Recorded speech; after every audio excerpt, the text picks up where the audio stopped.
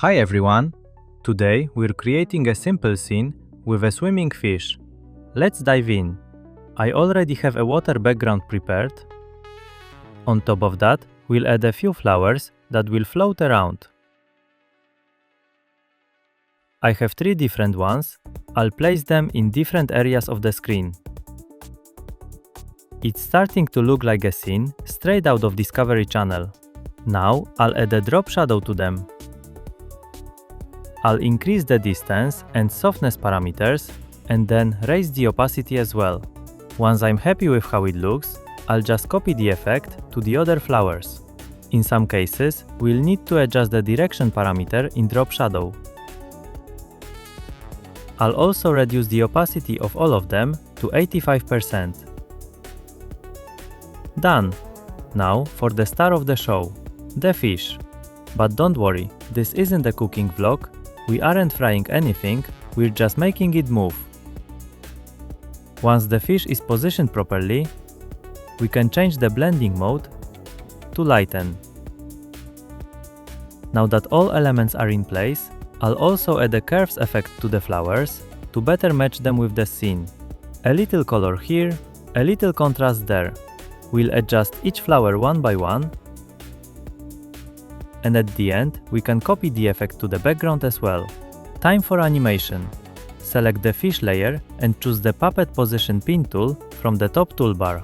Create points on the fish that will animate later. In my case, I'll use 5 pins, the first on the head and the last on the tail fin. This automatically creates keyframes. Press U to reveal them. Now move the playhead 20 frames forward and adjust each point. I want the fin to bend more, so select the pin where the fin begins and move it slightly downward. Do the same with the pin at the end of the fin, but move it much further than the first one. Now go back to the first keyframes. This time move those same points slightly upward, similar to before, but in the opposite direction. Next, copy the first keyframes and paste them 20 frames after the second set.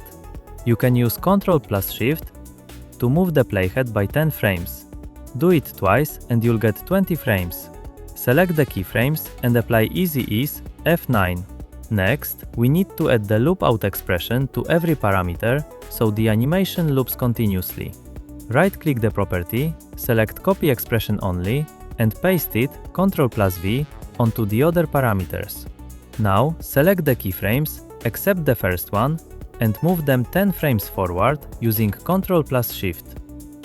Then select the last 3 and move them 10 frames as well. Repeat this process step by step until you shift the final parameter. I'll add a marker where the last animated parameter begins by pressing the asterisk key on the numeric keypad. I'll move the work area so the animation starts from this point. The fish is now swimming in place. But overall, the scene still looks a bit empty. Let's animate the water.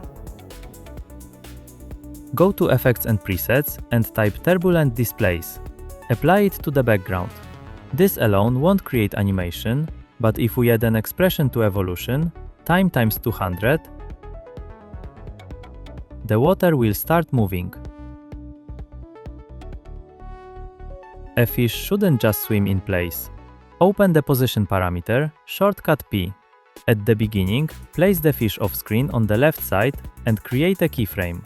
Then go to the last second and move it to the opposite side of the screen. Now something is actually happening. But the flowers were supposed to move as well.